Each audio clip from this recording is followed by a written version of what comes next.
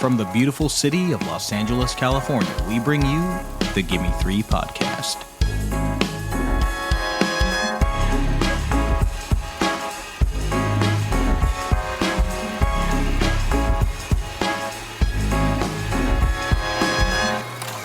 Welcome back, cinephiles, cinema lovers, and movie appreciators to the Gimme 3 podcast, a series for cinephiles.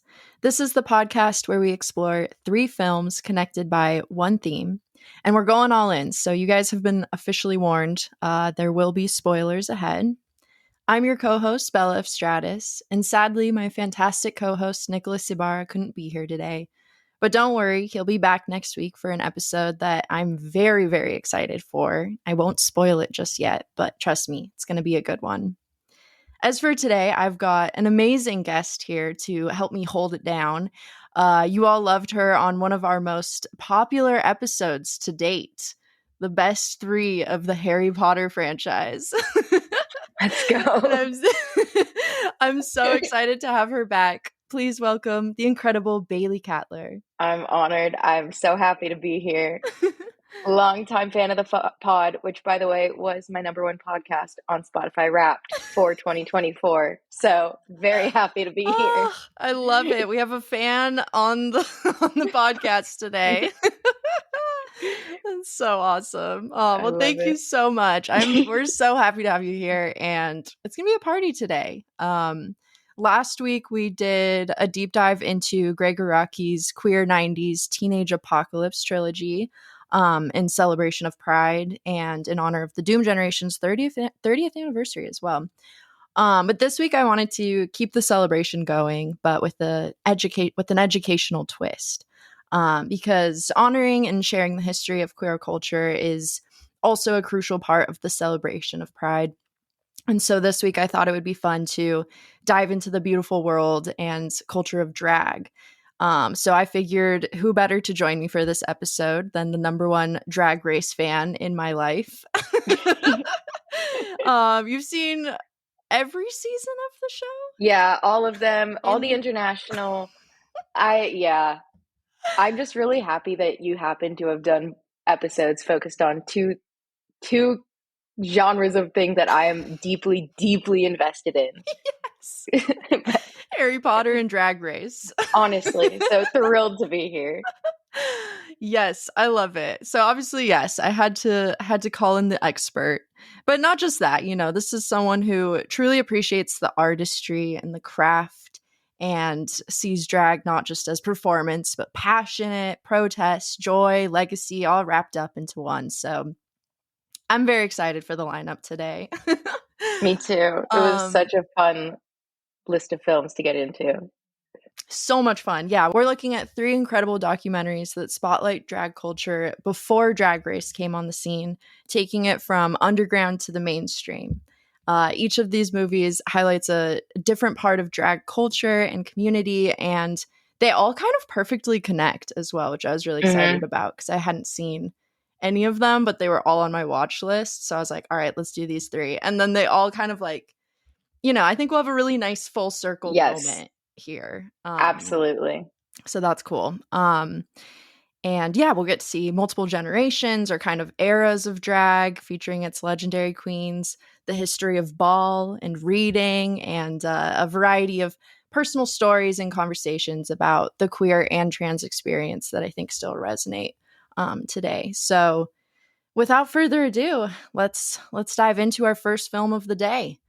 40 years before RuPaul's Drag Race, Frank Simon's 1968 documentary, The Queen, gives us a front row seat to the glamour, the grit, and the guts of the 1967 Miss All-American Camp Beauty pageant in New York, which was organized and the documentary is narrated by 60s drag icon and activist Flawless Sabrina, otherwise known as Jack Dorishow. For many, this documentary was their introduction to the world of competitive drag. Flawless Sabrina gathered this whole roster of contestants from all across the country And it was quite the production. They had big time sponsors like actor George Raft, Woolworth heir Huntington Hartford, and Andy Warhol superstar Edie Sedgwick. Even Andy Warhol himself was invited to be a guest jury member, which just gives you an idea of the time and place of this film, or this documentary. And Flawless Sabrina was running the show at just 24 years old, which is insane to think about. Like, It's wild. That blew my mind. She's finding a hotel for all 28 contestants, coordinating these intense rehearsals, making sure absolutely everything goes off without a hitch. And Frank Simon's incredible cinematography, he's capturing all of it. Contestants hanging out in their hotel rooms, putting on their makeup, styling their wigs, rehearsing big numbers, bickering backstage, in and out of drag. We kind of get every minute leading up to the big show. And throughout the competition, the camera largely follows the top 5 finalists, but especially Rachel Harlow, who is Flawless Sabrina's stunning young protege, who ends up snagging the crown in the end. And at the end, we get a truly unforgettable explosion of drama with pissed off queens, Crystal LaBeija throwing shade at Harlow's win, calling the pageant rigged from the start. It's a wild and honestly thrilling end to a documentary that feels very authentic, but also surprisingly cinematic. And it really captures not just the performance of drag, but the dedication, the intensity, and the heart of the people who do it, as well as the power it has and the beauty and the ferocity of it. So I loved this, obviously, as you can probably tell the way I'm talking about it. But Bailey, I'm curious, what were your thoughts on the Queen? I thought this was such a fun watch. I mean, I first got exposed to the world of drag in like the early 2010s. I was really into the makeup YouTubers. And, in that scene, you had people like Trixie Mattel and Miss Fame and all these well-known drag race queens, little known to me at the time. But, I got exposed to them through being a fan of the makeup artistry of it all and just the craft of it. And then I became a fan of Drag Race. And then I really became a fan of drag as a whole, and that painted a larger picture of it. So I think it's been really fun to go back and see like the origins of not just Drag Race. Drag Race is fantastic and I love that show, but I think getting to see, the really like what this was far before it became this mainstream big budget situation. And I think I loved every minute of it. I think that, I think drag as an art form invites so many insane personalities. And yes. I like just getting all these insane queens in a room together is fantastic. No matter what, I mean, you could do that anywhere and just put a camera in a room full of them talking and it's going to be fantastic, but there's still very much a point of view. And I think it really tells such a good story from beginning to end. And I think I just love, there are some very serious, heartfelt, powerful moments talking about very real life issues, but I think they're balanced really well.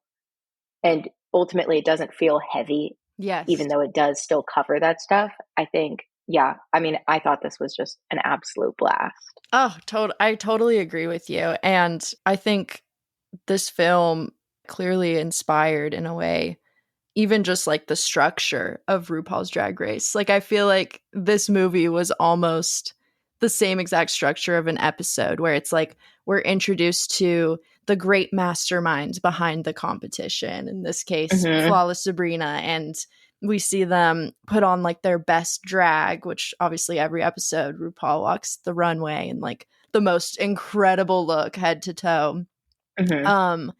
And then we're introduced to the contestants and we get to see them like create their looks and get to know each other. And they, like you said, they share their like personal stories or experiences with each other. Or in this film, they also touch on a lot of like timely social situations that directly impacted queer communities, like the draft. And then, in the end, we get to see the competition followed by like a final shady showdown in the dressing room after.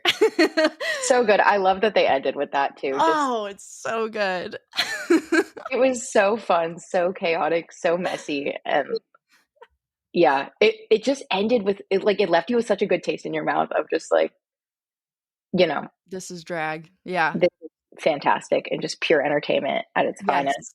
No, Because I mean, I totally ultimately, agree. like drag is so much about the showmanship and the grandeur. And I think this does such a good job of like, even though everything's, you see the inner workings and you see how the sausage is made and it's very homemade and they're really Mm-hmm. scrapping things together last minute. When they walk out on that stage, there's just this element of grandeur and just everything is to the nines. And Yes. it really does portray that like the drama and the elegance so well. Yes. Absolutely. Oh God, I couldn't say it better myself, honestly. It's so glamorous. Especially, I mean, this is very like pageant drag as well. Yeah. This is not like some of the stuff we'll talk about later in this episode.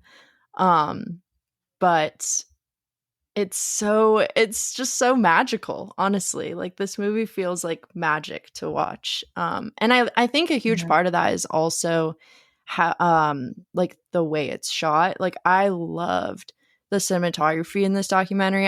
And the way it's edited, like it has such a fun, like we're saying, 60s glamour aesthetic that really fits the vibe. But it also feels ahead of its time, both in kind of style and context, and that like I really appreciated that it didn't treat or depict its subjects as like bizarre spectacles or like freak show, so to speak. Mhm. Like it really lets you get to know the contestants both in and out of drag, and like it brings you into their world in such an intimate and kind of vulnerable way that I think makes it kind of impossible not to feel like really drawn to these people. And then it's also just such a surreal time capsule in that way too. Like I truly felt like Mhm. I had jumped back in time and was just hanging out in the dressing room listening to all these queens talk about their lives and experiences. Like it's a really fascinating documentary in that way. Yeah, I think that's a good point. And I do think, yeah, especially like you're saying, they're not the butt of a joke or like Yeah. anything like that. It's very much just opening a window into that world. And yeah, Yeah. I mean, I think especially thinking about pre drag race, Mhm. pageants and balls were really the biggest of the big. And in terms of making it as a drag queen outside of people like Divine, who we're going to talk about, Mhm. like this was the best, this was the pinnacle of success in Yeah. the drag This was community. the So way I to think do it's it. really, and I think it's interesting to see. And even now, I mean, like Miss Continental, which is really the biggest pageant. I mean, you look at it still has carries such weight, and you see if there's a queen out there who's won Miss Continental. I mean, it's that title still holds so much power. But I think when you look at the caliber of drag and what's portrayed, I think especially back then, really the idea of drag was female impersonation, and Totally. Yes. ultimately the goal was how can I look like a woman, a glamorous woman, a really fabulous, exaggerated, over the top woman. But Yeah.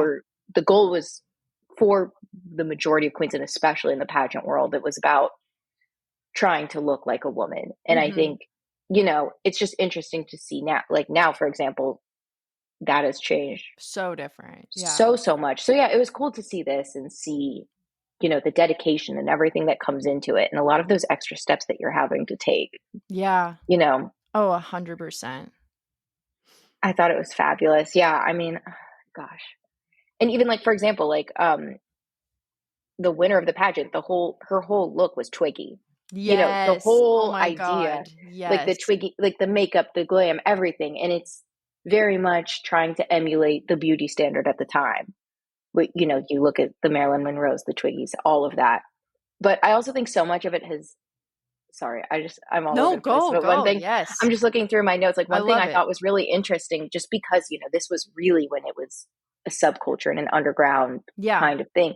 But you look at, for example, when it opens up on one of the first shots is all the queens in a room baking, and at the time that was really something only used in drag. But now I think it's something that most people would associate learning about it through Kim Kardashian. God, that's so Um, true. Yeah. and I think that's something she introduced to a lot of people for those listeners who maybe are not aware, it's when you take a shit ton of setting powder and you pack it under your eyes and or under any parts of your face, and you leave it there for a very, very long period of time. And it helps the makeup just be completely, like it will not move, perfectly smooth, baby's butt is the idea. And I think for a long time, that was something that was really only used in the drag community. And I think it's interesting because I think a lot of people saw Kim Kardashian do it, and that's where they thought it came from. But it's so cool to see, this came out in 1968, and it's like, this is just something they've been doing forever. And, I know a lot of non-drag queens who do that every day now. So it's just interesting to see how that stuff has kind of slowly permeated into the mainstream culture, even if people aren't necessarily aware that that's the origin of it. Right. And that's like such a big part of queer history as well. Is just like so much, and like nowadays it's like so much has come from the gays, and it's just not like known. No, it's so crazy. I mean, so much of stuff where like, it's easy to frame it as like internet slang or what have you. That's, where it's like the ballroom scene's been using these phrases for 40 years. Yeah. And, I think a lot of like, it took me a long time to learn that too, but I think it's really interesting to look back and be able to be aware of where a lot of this stuff comes from. I completely agree. Yeah. God, and I love the scenes of them putting on their makeup. That was like some of my favorite moments of this film. And like, I really fell in love with, because those were kind of like the quieter moments. Like, and I even noticed like the sound design would go, like the sound would go out. Yes. And you're just kind of like sitting in this hypnotic silence, or like every now and then you hear like a muffled sound of them tapping their makeup brushes, or like sirens driving, but like outside driving down the street. But you're just like locked in watching these contestants like put on their makeup or do their hair. Like there's this one scene where I can't remember who it is, but one of the queens is putting on like eye makeup, and there's no sound or dialogue. And it sounds really boring on paper, but it's completely bewitching. Like, and the camera's capturing just like every close-up angle of their beauty as they're painting their faces, and everyone's like in the zone, and we're right there with them. Like you can't take your eyes off it. It's really a magical moment, or little magical moments sprinkled throughout this documentary. Is like those moments where you almost forget you're watching a documentary in a way, because you're just like, wow, this is so beautiful. Yeah. No, it's so cool. And I think it's also like a lot of the process of getting into drag is very much a trust the process. You're putting bright orange over to cover your 5 o'clock shadow, or you're doing all these other things. You're gluing your eyebrows up or shaving them off completely. A lot of the before is not necessarily right.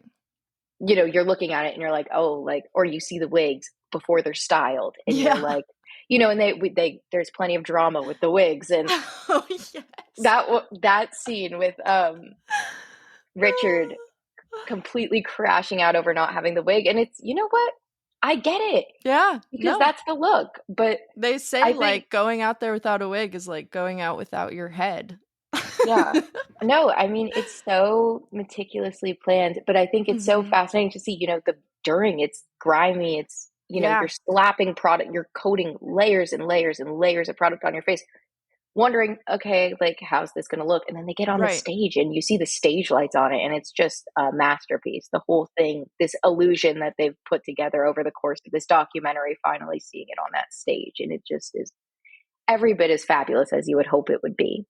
100%. And sorry, I keep talking about the cinematography, but I just loved the way that they captured these beautiful performers, because it really like it, especially like, within the context of this being like a 60s documentary, like I kind of was like, how much are they really going to do with it besides just like the basic handheld documentary style, which is great in terms of keeping it very like real and intimate. But I loved when we get on stage, they would do these like stylized close-ups of just like sweeping over their like really, really close up of like their makeup or like their dresses and their jewelry. And then like one of my favorites was they would do a bunch of low angle shots that make them look like giant like gods and goddesses walking down the road. Like, oh, it's just amazing. And then they had like the way the spotlights would hit the camera, you get these gorgeous lens flares that cast this almost like kaleidoscope glow around the queens, and like it's popping off the lights, it's popping off their like dresses and jewels. Like it is just so beautiful and really fits the pretty glamorous vibe of pageant drag just like so perfectly. Yeah, I mean, they shot them like superstars. Like, Yeah, exactly. I mean, the way that whole scene, I mean, it's like full on glamour shots, and yes, you know, like even paparazzi vibes in a way. Yeah, like with the popping light and yeah, Mhm. I mean, it really does feel like it's shot from a place of admiration. Yes, And, exactly. you know, really, yeah, showing them in the best. I mean, you know, it's still real and it's still Mhm. all there, but really highlighting the beauty of it all and the glamour. Like, Yes. it just, yeah, I think it's definitely, it's not just a plain, it could have done a, you know, very simple, straight on, watch them walk back and call it a day. And I think, Mhm. yeah, there was a lot of care put into really highlighting all the work that these queens have put in to get to this point and the end result that I appreciated. 100%. Yeah, I loved it. And then, yeah, I mean, the Crystal LaBeija crash out at the end is gotta be one of the most iconic. We texted about this briefly, but that was actually featured on Drag Race on a season, and one of the queens on Drag Race impersonated Crystal LaBeija in that moment, and for Snatch Game, which is it's an impersonation challenge on the show. And I think I saw it, and I hadn't seen this documentary, and immediately when I saw her in that shot, I was like, I know exactly what this is. That's and it's amazing. it's so cool to see like that specific moment being, I mean, at the time, what, 50 years later, still being referenced on one of the biggest queer programs on television. Yes. And I thought that was just spoke to, you know, the impact of this documentary. It's amazing. That's amazing. Especially because, like, to be honest, I had never really heard of this until recently, like this documentary until recently. I'd heard of Paris is Burning, which we'll which we'll talk about later. But I hadn't heard of this one, and I'm so glad that we watched it because, yeah, it really did lay the foundation for, I mean, obviously Paris is Burning and then Drag Race as well. So, in terms of like mainstream media depicting competitive drag, I guess, specifically. So this is a great movie. There's so many, or documentary, there's so many funny moments too, like you said. Harlow or Richard crashing out over the wig was one of the funniest things. Oh my god, yeah. And I love how they have the assistant like on the phone, and she's like, I need a platinum blonde full wig. It's a life or death situation. Yeah. She's like so serious. So good. But again, like, I get it. Like, if I'm Harlow, like, well, first of all, clearly it paid off. Oh, yeah. And clearly she was right to be focused on this wig. But I mean, I think it's like, you know, this is, especially at that time, pretty much one of the biggest stages you can be on. Yeah. As a drag performer. And, you know, you only get so many opportunities and people talk and, you know. Totally. Yeah, this was, and it's, like, again, like the pageant world and the ball world are both run by these powerful houses. And, you know, again, it's like, it's intense. It matters. People are watching. So I was like, man, I get it. It's a big moment in your career. Like, freak out. Do you think it was rigged? Oh, look, I mean, I don't know. Who's to say? That's why I think it's great, because it is really like a who's to say moment. Do you think she is not beautiful, has no qualifications, and she's body-less? Did you think she deserved it? Darling, she didn't deserve it. Answer me. You're not speaking from the damn camera. You have a mind. Do you think she deserved it? You know she didn't deserve it. All of them. The judges knew it too. Because she was terrible. And her explanation for why she wanted the money, to put it in the bank. She's not getting any money because Sabrina is not going to pay her. They're good friends. It's only publicity, and it's bad publicity for Harlow and all the rest, because I'm declared as one of the uglier people of the world. And next time she should drop the outfit off at the cleaners before she wears it on stage. She better get the hell back to Philadelphia because she's one of the worst. And where's Miss Sabrina? Because I'll sue the bitch. Did you sign a release? No, I didn't sign a release. And if she releases any picture on me, I will sue the fool. She won't make money off of my name, darling. She can make it off of Harlow and all the rest of the fools that will flock to her. But not Crystal, darling. Anybody but her. You can take all the pictures you want of me, but I better not see them on the street because it's over. Get a picture with me and Harlow and see which is more beautiful, darling. The judges didn't have any taste. It was with you that the judges was with, darling. I understand where Crystal's coming from of like, this is the competition creator's protege. It's like, okay, of course she won.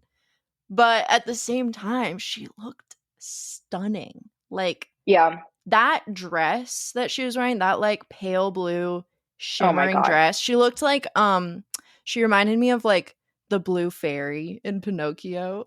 It's a really like specific cut, really specific deep cut. But like, she looked like a fairy. Like, she's just like gorgeous and like glittering, sparkling, literally sparkling.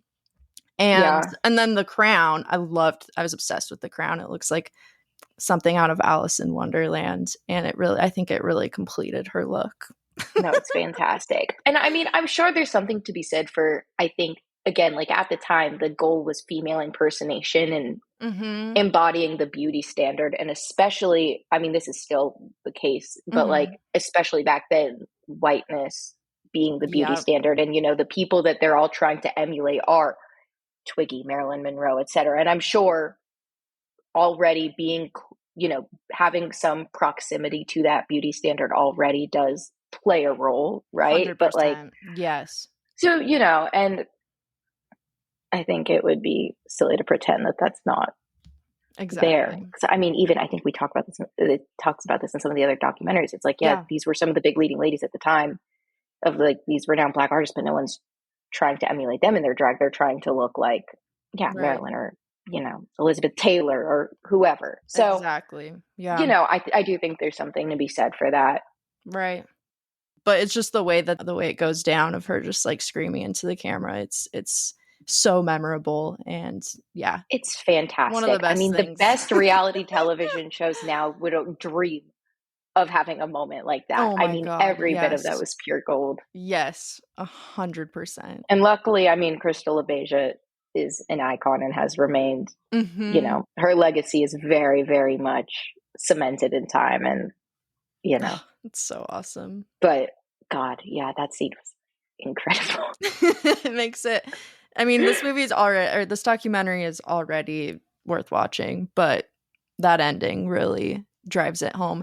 And I loved the like ending shot of Richard like out of drag walking through the subway station in like a suit, but she's holding like her crown. I just love that imagery. It's so it made me emotional. It's like this must have just been such a crazy time to be alive, let alone to be queer. And like just that image of this, like we've seen her as a princess moments before, and now she looks completely different, and like all the people bustling around her, like New York City, you know, it's just such an interesting, like emotional way to end this film. Like that's the queen. No, and I think it's a good reminder too that, I mean, drag was not celebrated then in the way that it is now. And, you know, had she gone on the subway in full drag in her crown, I mean, you're putting yourself at risk of serious violence. And, you know, I think I love that shot, but it's very much the double life of it all, because a lot of these people, I mean, they didn't tell their families. They didn't, like, people close to them. Nobody knew that they were doing this because it was such a danger to them. And I think, you know, I think it's, I mean, but it's also, again, like, she now gets to come out of that, and she has this crown of, you know, whatever's happening in the outside world, like, you know, you're a winner and you're a star, and, you know, you've proven yourself among your peers that you are fantastic at what you do. And I think that's really special. I totally agree. Well, any final thoughts on The Queen? Just watch it. It was just great. go watch it. You guys can find it. It's a little bit of a deep cut, but it's on Canopy. If you have a LA Public Library card, you can watch it for free there. Or you can rent it on demand. And it is worth it, as you can tell. Alrighty. Bailey, do you want to take us into our second film of the day? I would love to. This is a documentary that I have adored for a very long time, and I have been harassing Bella to watch forever. So when she texted me about this episode and was like, "Oh, one of the films is this one," I was over the moon. Yes, she's finally watching this fucking movie. Am I allowed to say fuck? Yes. Okay, I thought so. Okay. No, how dare you curse on here? Look, I just wanted. I mean, whatever. It's because you've never been on an episode with Nick, so you haven't heard. No, I mean, I've heard him do it, I suppose. Yeah. But already, we're gonna skip about 30 years into the future. So we are going to go back to New York. This time, we're talking about the extremely iconic, unbelievably moving, one of my favorite films of all time, Paris is Burning. So this film really dives into the peak time of the late 80s. The ballroom scene in Harlem is really where this was happening, and this huge renaissance over there with that. And this movie follows a group of queens who are participating in the ballroom scene, and it's really this extremely vulnerable look into not just them preparing for the balls, what these balls entail, what they look like. It's almost acts as an informational video in a lot of cases, but at the same time, it's still giving you this very vulnerable look at the realities and the lives and the very, very serious struggles that a lot of these queens are going through, both inside and out of the ballroom scene. So it takes us through, the underground scene, how it's changed over time, but also dealing with racism, homophobia, the AIDS crisis, all of these very serious problems. And it's just unbelievably moving, unbelievably educational as well, I think, more so than any of the ones we're going to watch today. And just so real. God, I love this film so much. We have not texted since you watched it. I know. So I am dying to hear what you have to say about this. Yeah, no, it's easy to see that this is a masterpiece and a vital cultural timepiece as well. Like, shout out to Jenny Livingston, the filmmaker, for working on this film for 6 years. Just like the dedication and respect. And I'm also just so relieved and happy to see that this film has been protected and restored over time, because it is just such an incredibly important piece of history, and it really deserves that care, that level of care and recognition. And I was blown away by this film. This is exactly, I can see why you love it. This is exactly our cup of tea. I mean, it is just incredible. And I loved the educational style of it. I thought that was so fun and creative in a way. And I loved The Queen, and it clearly, it did lay kind of the groundwork for this film, but it is also very whitewashed. And even also, I would say, looking back, it kind of excludes trans representation as well compared to this film. In The Queen, the sex change topic comes up, and they're all kind of none of them really are yes, that's something I would want. And they kind of just brush over it. But in this film, we get two or more beautiful, wonderful trans women who literally light up this whole movie. And I fell in love with this film and the people in it. And I thought it was really beautiful to see it kind of shift the focus and give us an even more authentic look into, I guess, specifically underground drag balls, and centering the real diversity of that scene.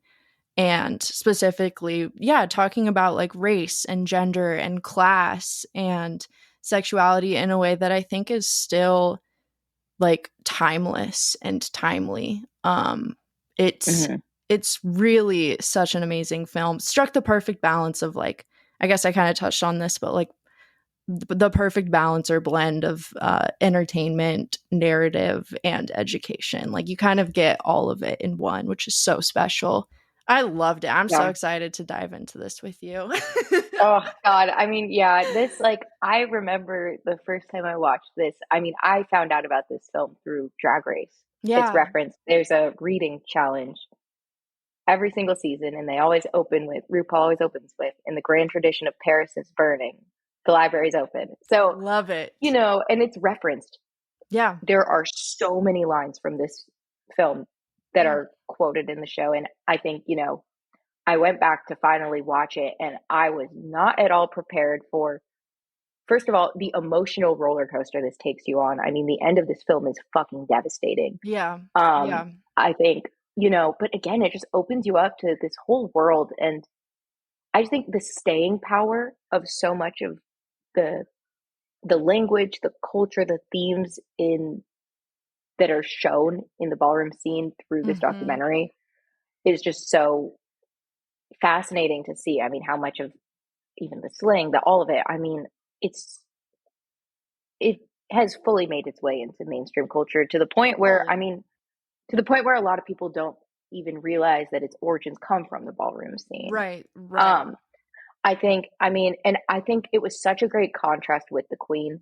I think with the Queen, you know, the pageant scene is very pristine, glamorous, you know, very white, very, I mean, high class, traditional. And I think this was, while the ballroom scene does have elements of that at times, I think it's much more, I think inclusivity is such a great theme. I mean, even I forget who says it, but, you know, they're talking about, you know, these categories didn't exist, but we added more and more categories so that everybody could participate in one category or another, so that everyone who's there attending the balls is participating pretty much because there's a category that fits everybody. Right. And I think, you know, this is more, it's grittier, it's rougher, it's the subject matter. While some of these topics are explored in the Queen, it's definitely a lot more head on and a lot more vulnerable and in your face in this documentary. And I think, you know, and it still does this without being just purely a downer and heavy. There are hilarious moments. There are insane, glamorous, exciting moments, but, you know, it still does have this gravitas to it that I think has made it stick with me since I watched it. I don't know. Also, in terms of a through line, Pepper LaBeija being in it, and, you know, in the drag house of the iconic Crystal LaBeija, who we just saw, have the most incredible ending scene of the Queen, and now we get to see Pepper, who is the mother of the house after Crystal, and her continuing that line. And the House of LaBeija remains iconic to this day. So I thought that was really one of the cool. oldest houses, I mean, right? oldest and most iconic, and so I think that was really, it was fun to watch them back to back and just see this legacy being continued. Like we were talking about, I mean, you know, the House of LaBeija continues to be legendary. So I think that's really awesome. No, this is like such a this is like the perfect double bill, like double feature. Like if you and they're also so short. Like you could totally watch these back to back. And it would be a day well spent, an afternoon well spent. Far less than a Christopher Nolan movie as well. I mean, if you watch both of these in the time it takes to watch Oppie. You could do these two and a third. I mean, truly. Actually, that's so true. No excuse. All the cinephiles out there with their 4-hour movies. God. Knock out is these enough. Two. Oh, but yeah, I mean, I love this. And again, like the educational, I love the way they use the title cards. I thought they're just so, and again, it's not, you know, it doesn't feel like, I don't know what I'm looking for. I think it's informative without feeling elementary or that's corny at all. I think it's very much just, they're used so effectively to kind of highlight the key points, key characters. And I mean, you do walk away from this learning a lot and a lot of the terminology, and you have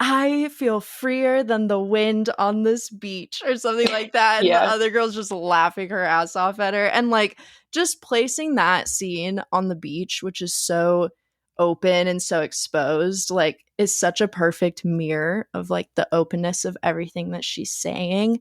And oh God, the way they're just like frolicking around and singing and dancing, living their best lives.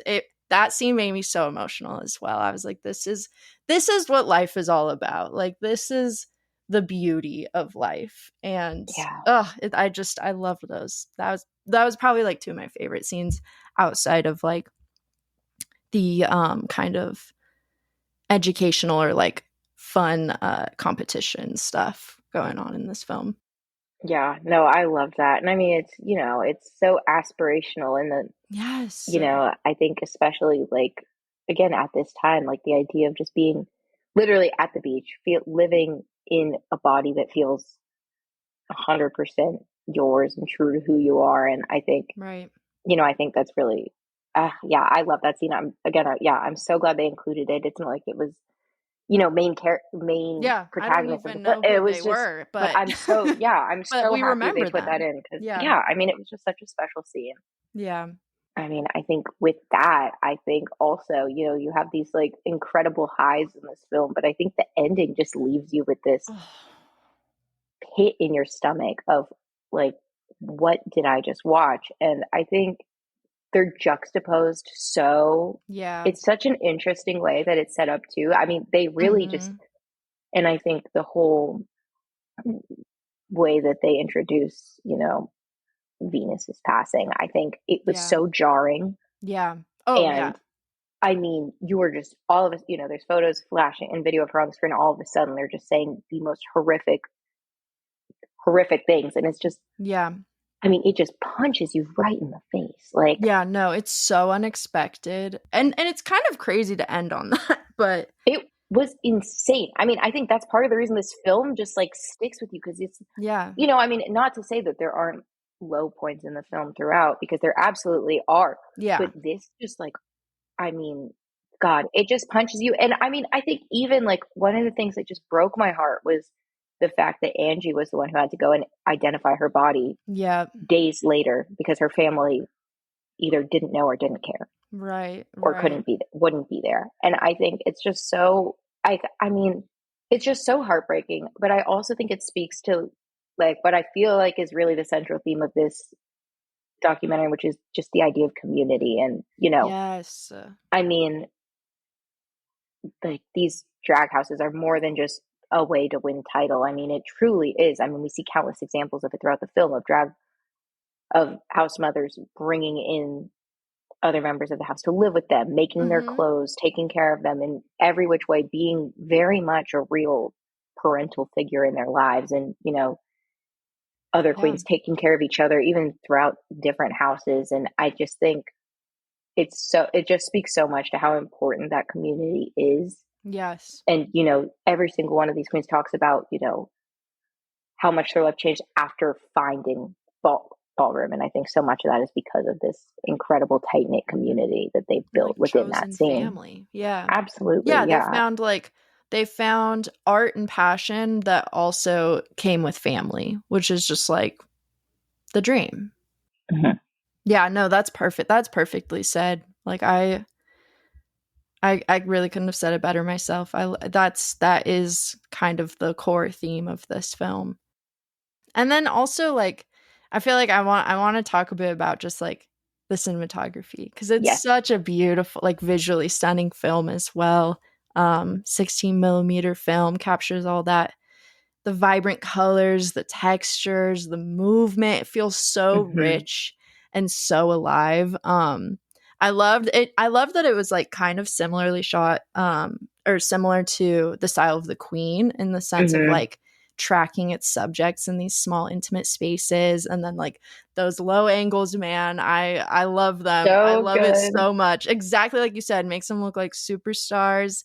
And those shots are great because they create illusions, which is like part of the brand.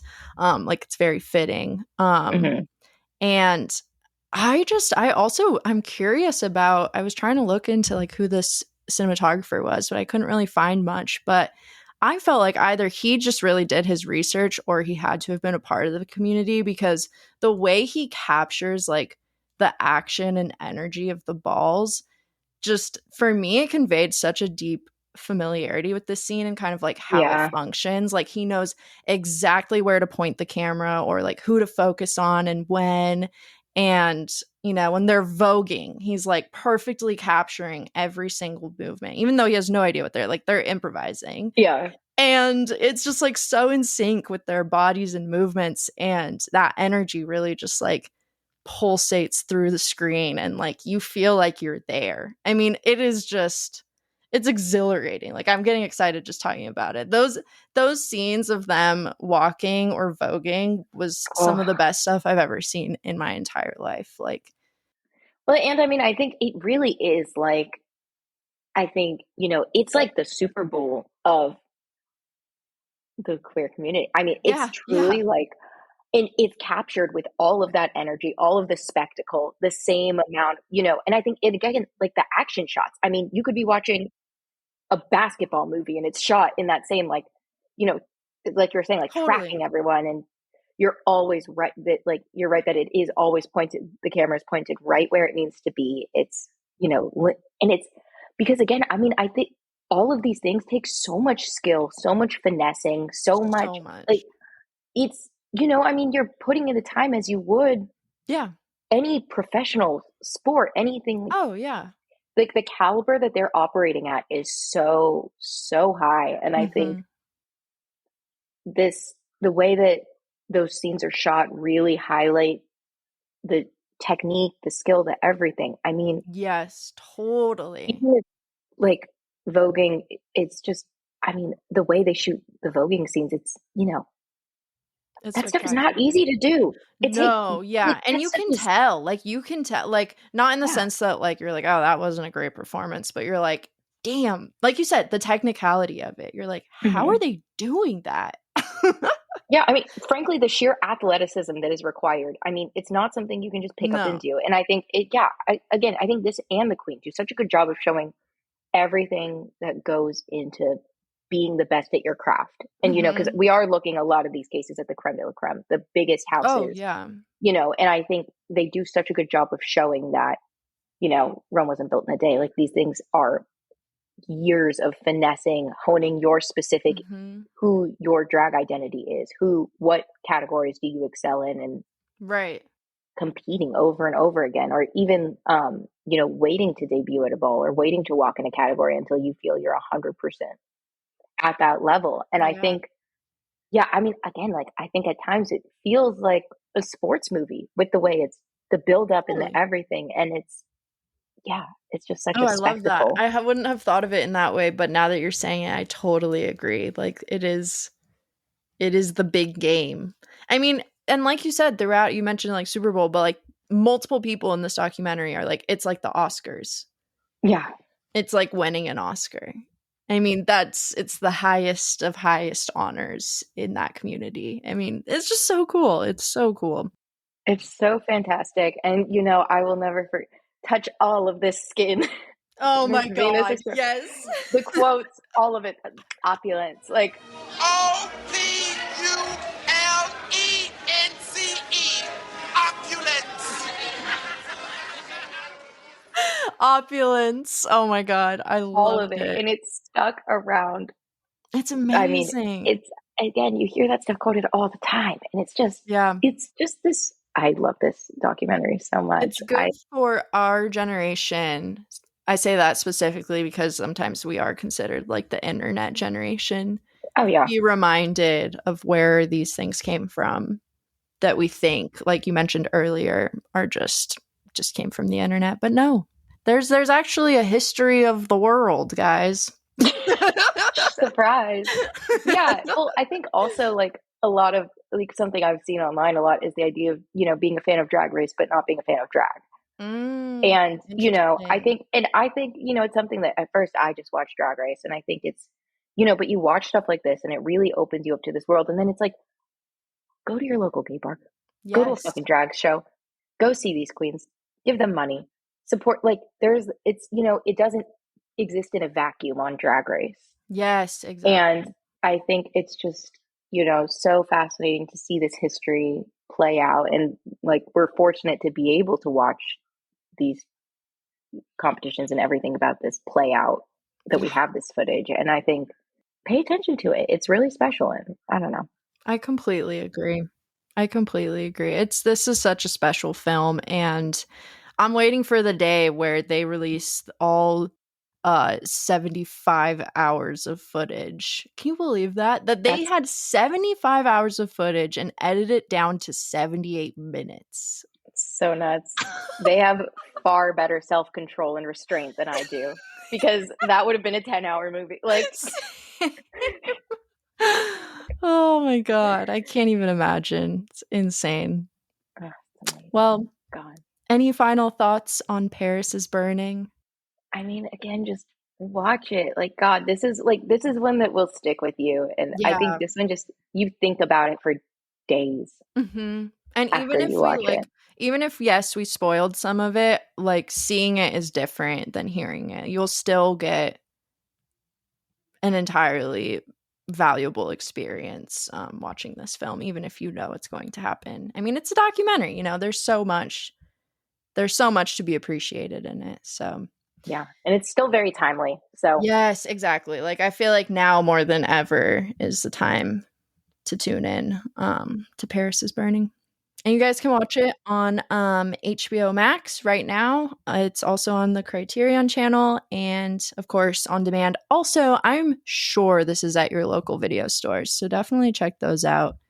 I finally got a DVD player, Blu-ray DVD player. That's huge. At Goodwill. So, guys, it's happening. I'm watching my After Sun. I'm watching my Lighthouse. I also bought Shrek.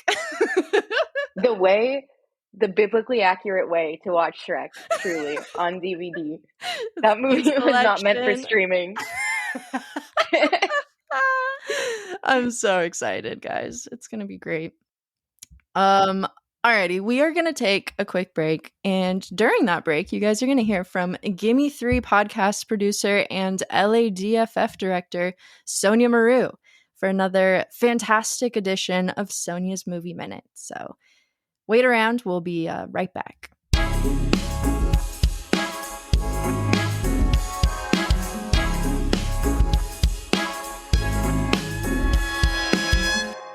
Hello, I'm Sonia, and this is my Movie Minute. This week's films got me thinking about when I first saw Divine. Hairspray came out in 1988, so I'm going to guess it was in 1989 when it came to home video. That was literally my favorite movie, and I'm sure I watched it at least once a week for several years. Thinking back on it now, I doubt I knew that Divine was a drag queen until much later. I think that I just thought Edna Turnblad was a whole lot of woman with a very unique look. In high school, I became obsessed with all things filthy, which of course included watching John Waters' entire filmography. I took any opportunity I could to show my friends Pink Flamingos for the first time. Watching people's reactions to Divine sauntering around town, marinating the meat, and later eating real dog poop is priceless, and I highly recommend it. Then thinking about Paris is Burning, I was reminded of the queer culture in New York City in the 80s and 90s. Going to school in Greenwich Village, gay life was just life. And I remember being shocked to know that not all 8-year-olds got to participate in the Pride Parade, nor walked past a store called Condom Mania on their way to and from school. I was also reminded of all of the wonderful people who we lost during the AIDS pandemic, especially my second grade teacher, Steve. Yes, at my progressive as fuck elementary school, we called the teachers by their first names, and they didn't hide from us that our incredible and openly gay teacher was dying of AIDS. It seems that the Trump administration and the powers that be in this country are hell-bent on making life hell for anyone who isn't like them. So we got to keep fighting the power and letting our freak flags fly, making films like the ones on this episode, watching them, and sharing them with your friends is one thing you can do, and it is important.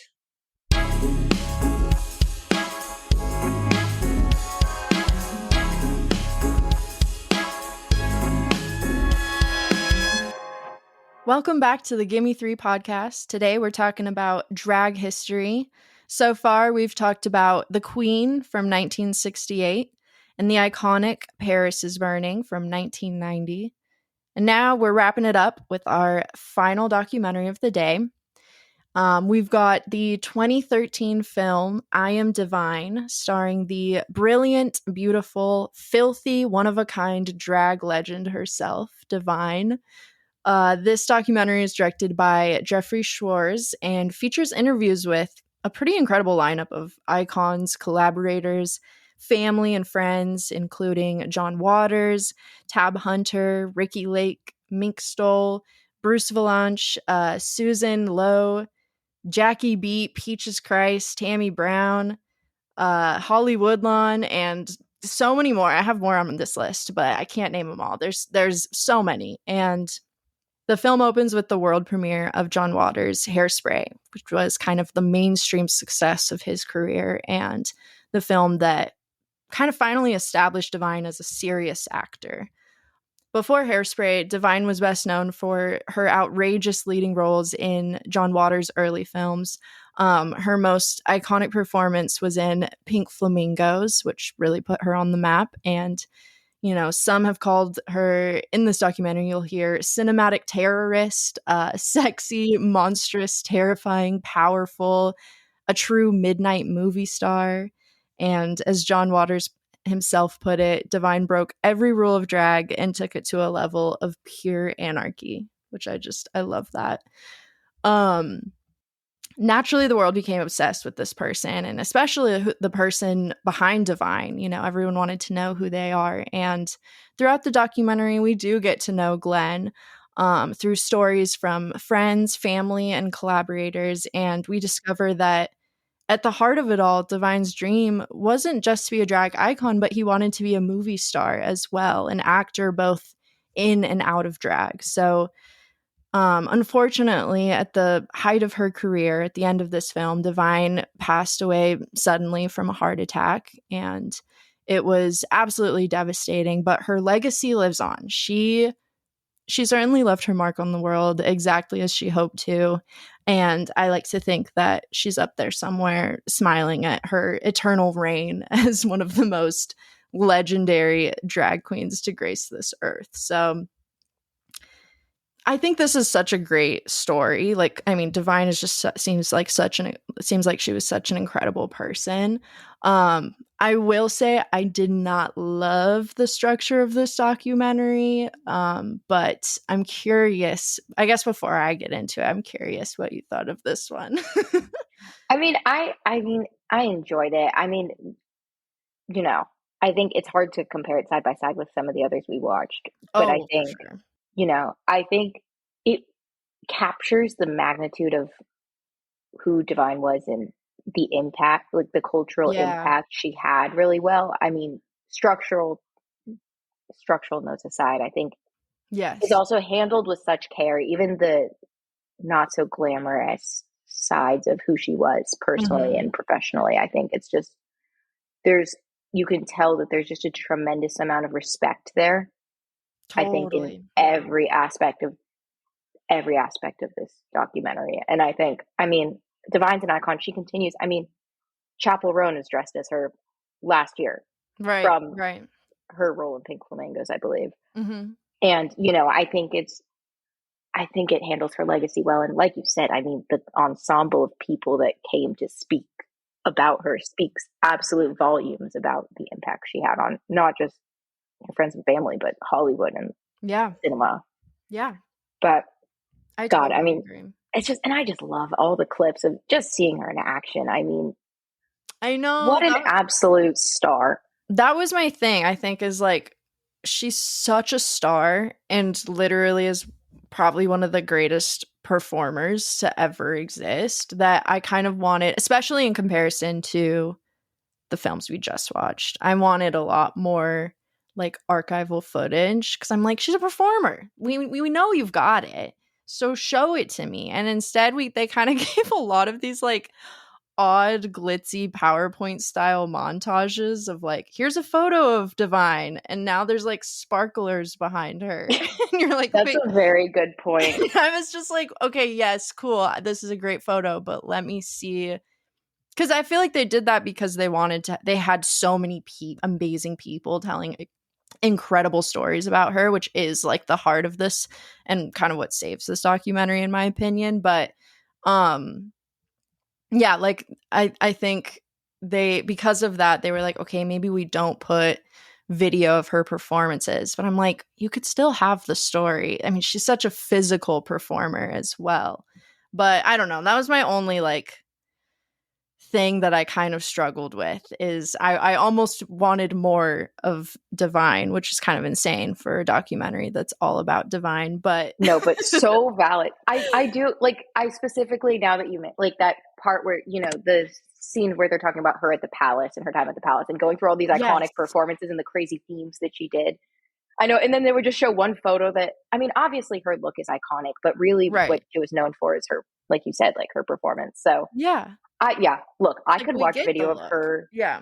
I could watch video of Divine being Divine all day, every day. I mean, it's pure magic just watching her. And I think that does speak for itself. But yeah, I mean, I do think there's something to be said for that.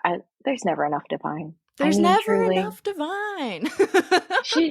Everything she does is so insane, full out. Like, my God. Yeah. And I'm so grateful that, not to flex, but that we got to go see the John Waters Pope of Trash exhibit at the Academy Museum, which sadly is gone. I was going to tell everyone to go see it, but it's not there anymore. I'm sorry. But it was amazing because, we probably actually watched clips from this at the museum. Like when I was watching, I was like, this is so familiar. And then just like, they went through, I will say, like, even though it was kind of a Wikipedia vibe of like early childhood, career, accolades. I'm sorry. I hated so much the structure of this documentary. The meat of it is great, if that makes sense. But I did love when they went through like all her different films, specifically within John Waters, because it was so fun to be like, oh, I saw that costume at the museum, or like, I know exactly, that prop piece or something like that. But I mean, she just was absolutely nuts in the best way. Yeah. And I mean, talk about like someone who is willing to do whatever it takes. I mean, literally including eating dog shit. Like, that is a commitment. And I mean, I couldn't believe that. Insane. I mean, but again, it's just like this attitude of like, I don't fucking care. This is, I mean, this is what I do. Yeah, exactly. It's like, if this is what the film requires, then I guess I'm eating dog shit. And you have to respect it. You have to, yeah. It's just, I mean, it's just everything about it. I think everything about her is just so remarkable. And I think,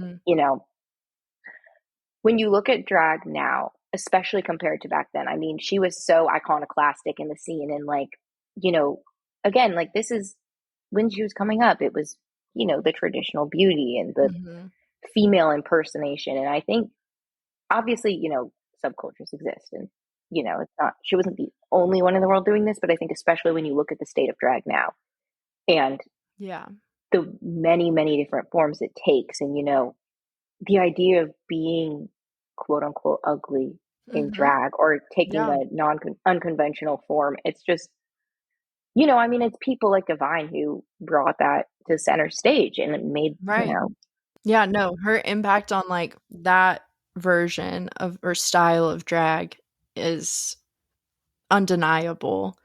And like, it's such a fun aspect of drag as well. Like, I really appreciate both. I appreciate the beauty pageant drag, but I also absolutely adore this like Divine's version of like, like you said, quote unquote ugly, or like comedy queen, and specifically like insult comedy. I mean, she's a queen of that.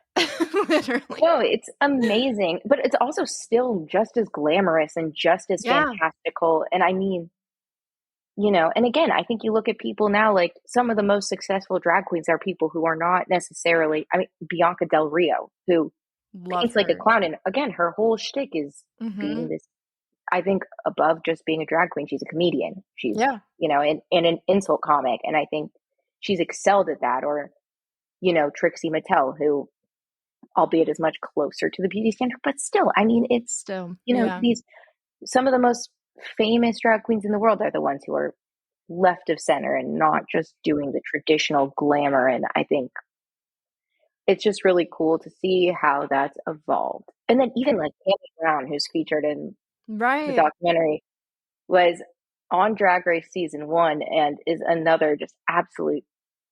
She again was an entertainer above just being a drag queen. And I think it's so cool to see how much Divine has influenced, even if being a drag queen wasn't her number one priority, just her being herself did so much for opening up that world. Yes. No, absolutely. I was so surprised to learn that Divine was given to him by John Waters. I thought like, he had made it up himself. And so, when they said that was like his character's name in, I think it was John Waters' first film, Roman Candles, and it just stuck. I thought that was so cool. I was like, oh my God, no way. That's interesting. Because I feel like usually it's like you pick your own name. Yeah. So it's kind of funny they had this like, I mean, they literally mentioned a love affair through the camera lens, which I loved that. Yeah. No, it's so, I mean, Divine kind of existed outside of just like first more as a character and then became not just a character in a film, but this whole persona outside of that. I think, it is interesting and definitely not the normal conventional way that happens. But then again, most drag performers don't become movie stars. Right. So exactly. It's so fascinating. And I just think I think one of my favorite quotes was someone said, when you're with Divine, it was a grand moment of excess and you would plunge in. And it's just everything about her. So I love that. You know, it's just everything is so over the top, but you wanted to be a part of it. Yeah, no, I mean, exactly. You wanted to be everyone's friend. Everyone wanted to know her. Yeah, just and to this hear like how like magnetism. Yes, exactly. Like it sounds like if you like she would walk in the room and it was like all eyes on Divine.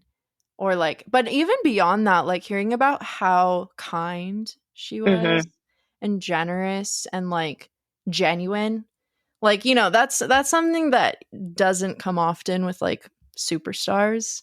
Yeah. And it just like that is also just a testament to like how special this person was. Is she was so authentically, they were so authentically themselves, then also like just such a genuine person to others, which I just makes me emotional. It's so sweet. Yeah, I love it. I mean, obviously, it's like you see, you know, obviously she wanted this stardom, but that didn't put her above. You know, she would do whatever she like when they were I forget the film, but they were shooting where they were at a super high altitude and it was Lust in the Dust. Yes. Because I was like, I gotta watch that. No, I know. But just talking about the fact that, you know, even at this point where she's far enough into her career that, you know, at that point you can afford to be a little more of a diva and you know, and we see little joking bits of that, like, you know, making sure she got her makeup done last so she looked better than her co-star and whatever. But the fact that, you know, she would be literally passing out from the heat and the altitude and not saying a word. I mean, it's just a level of, again, profession. Like that is a level of professionalism that I think is what allowed her to be respected in that industry as well. I mean, yeah, because like it's not necessarily attainable. I mean, you know, like that's a lot of, she's a workhorse. Like literally worked her fucking ass off 24/7.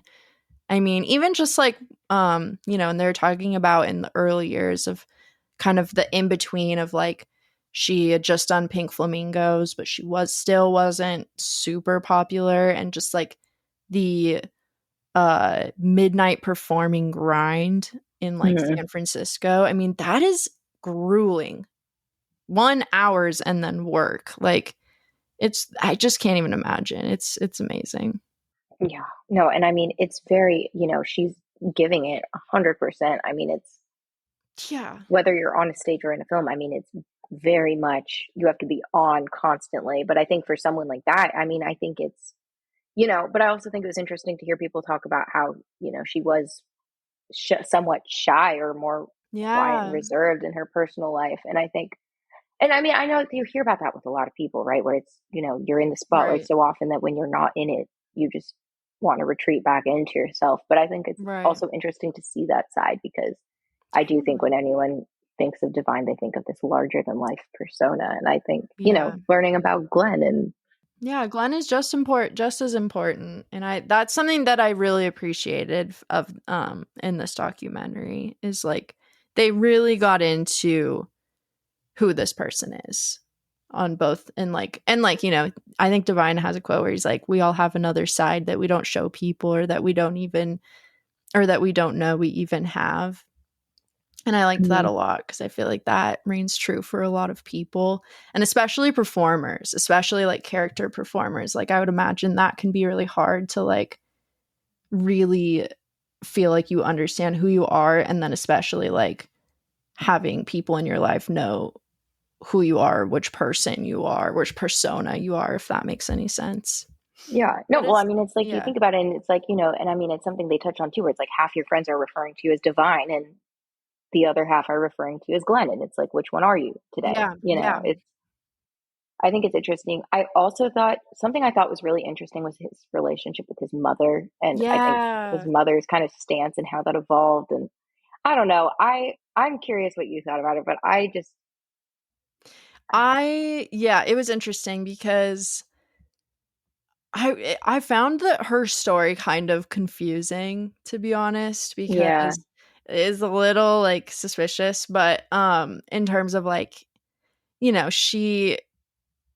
she tells that story of how like she took Glenn to a doctor when he was like 7 or something, and the doctor said that he was like feminine or something like that, and she cried, and then he was like, what's wrong? And she was like, nothing, no matter what that doctor says, like, you're my baby, I love you. And then I was like, oh, okay, so she's like, cool. But then you find out that, when he comes out to his parents and tells them about Divine, they're like, okay, you can keep doing that, but you don't have any parents anymore, and like completely like cut him off. And it's like, wait, what? Like that was a confusing narrative. And then they like have a big reunion once they learn that he's like a big superstar. I don't know. It was definitely like, I don't think her story made much sense, but I like to think that it was like genuine, and I don't know, because it's the alternative is too sad. Yeah, no, it's tough, because I like left it kind of not loving her. Also, why was she the last frame of the film? Like, I don't know. It felt weird.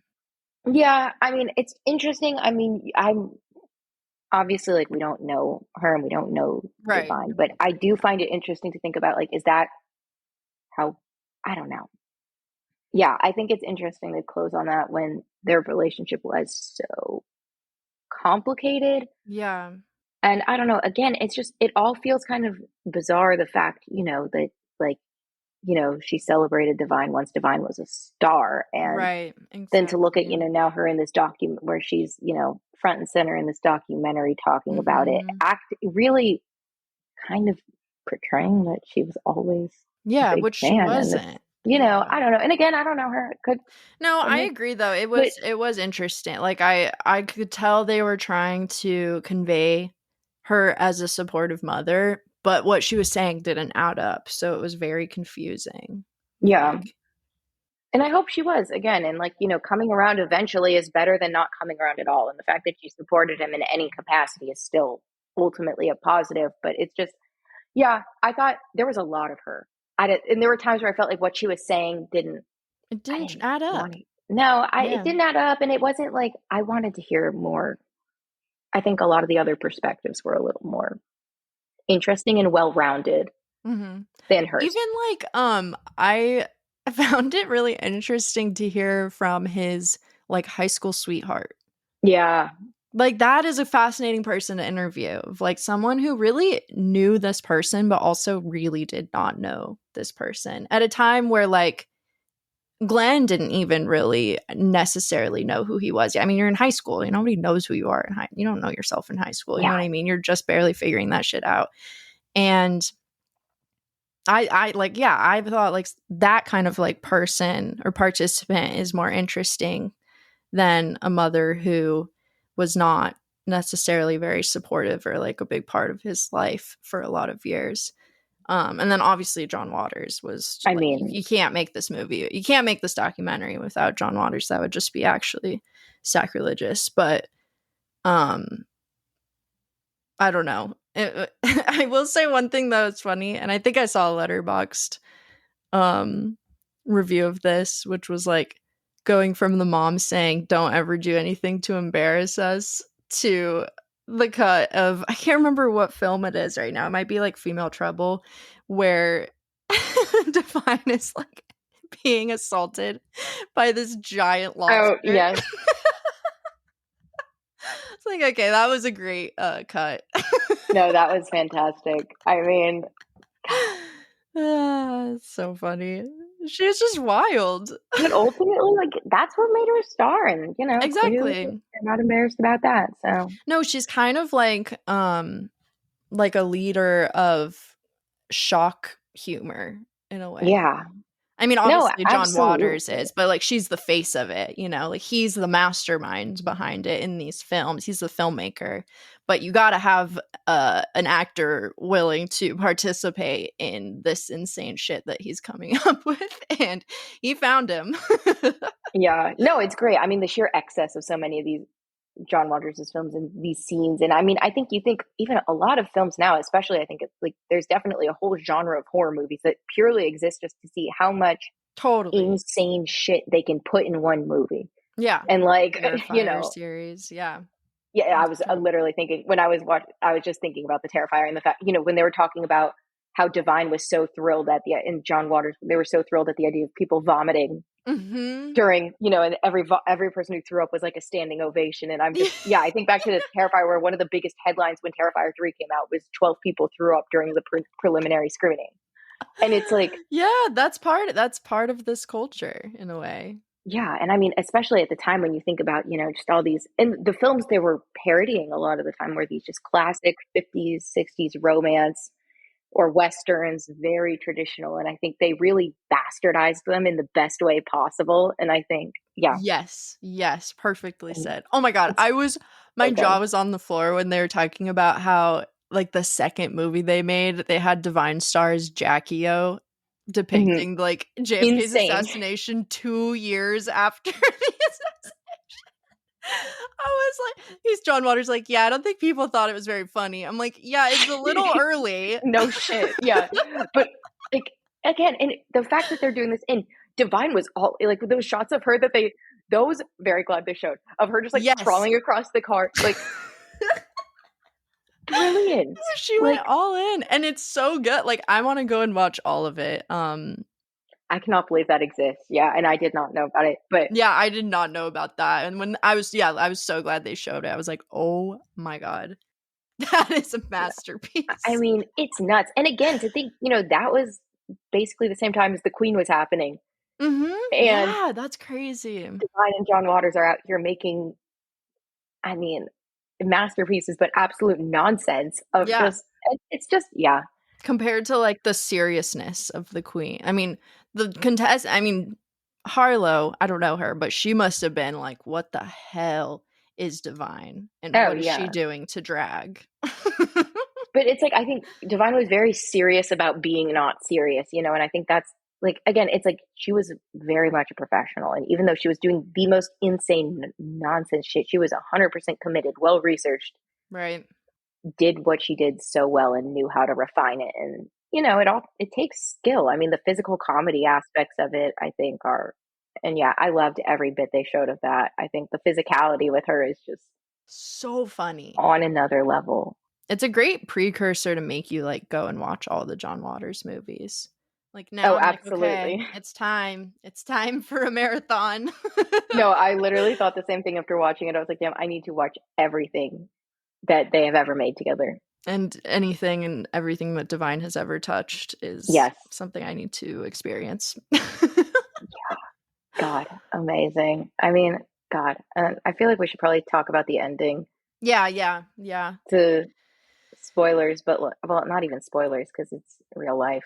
But Yeah. like, I mean, I think I actually did, for all concerns and whatever's about this, the way this is done, I thought they handled her death really well. I Agreed. think, Yes. they don't Yeah. harp on it. And I think ultimately it's, they cover it with enough sincerity and enough time that's needed without, making it feel nasty or salacious or any kind of weird kind of tone around it. And then it just, again, like it still ends on a really powerful, positive note talking about her legacy. And, I think like even like the end when John Waters is talking about like, even now it's like, I still feel like she's here. And I think, Yes. and she is in a lot of ways, but I just thought it was handled really respectfully. And I don't know. Totally agree. I loved that. And it made me think, it even made me think of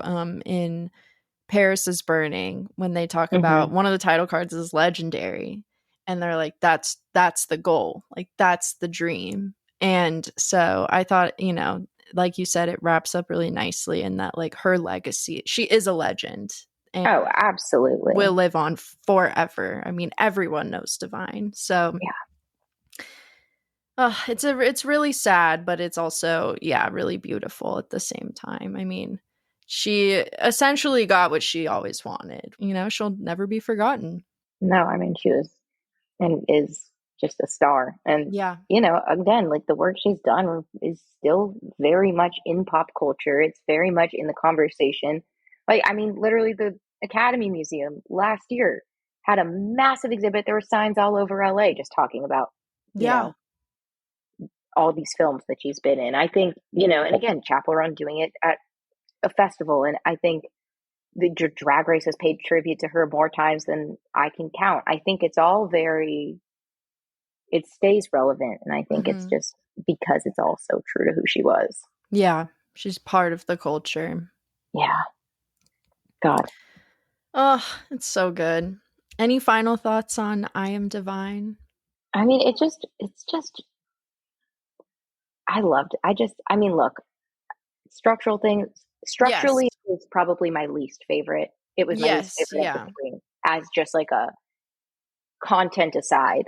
I think it was the least compelling in the way that it was shot. But again, like anything with Divine is going to be gripping because that's just who, like every time it wasn't boring. You're just like, no. And I mean, that's the nice thing about it. And I think it's still absolutely worth the watch. I think it just paints this really pretty well-rounded picture of who she was, both in and outside of the character. And I think 100%. Oh, so fun. We started with the Miss All-American Camp Beauty Pageant in 1967, moved into the late 80s with a new generation shaking up the rules, the categories, and the game itself, and ended with the one and only Divine, who fearlessly brought her own brand of drag to the mainstream. These are truly 3 fantastic documentaries filled with fantastic stories about even more fantastic people. I mean, it's just, these are so worth watching. And what a better way to celebrate Pride than honoring the history of drag culture. I learned so much watching these 3 films. And, if you're a fan of Drag Race and you haven't seen these films yet, get on it because it'll absolutely deepen your appreciation and love for the art form as well. Bailey, thank you so much for joining me today. It was so fun to have you here on the podcast. it was an honor to come and yap about drag. Truly. And, one of my favorite films ever. Yeah, I'm was so glad we got to talk about it. And the public gets to hear it from us. Absolutely. Well, we hope you guys enjoyed this episode. And if you've seen these docs, we would love to hear your thoughts on them. Scroll on down to the episode description and hit the send us a text link, and we'll read your thoughts on the podcast if you want. Or you can reach us on Instagram at Gimme3Podcast. That's GIMME, spell out 3 podcast. And really, really quickly, if you love the podcast and you want to support the show even more, you can set our episodes to auto download on Spotify, or you can subscribe to our Patreon for just $5 a month. We're going to have some bonus content and spoiler-free episodes there as well. And Bailey, do you want to tell the people where they can find you on the socials? Sure. If you're, if you're feeling crazy, it's Bailey with 2 B's, Katler, and that's me on pretty much everything. But find me, don't find me. I don't know. Talk about Drag Race. Yes. But go tip your drag queens. Yes, go tip your drag queens. And you guys can find me on Instagram at Portrait of a Cinephile and on Letterboxd at Efstratis. Thanks again for joining us on the Gimme 3 podcast, and we will see you at the movies.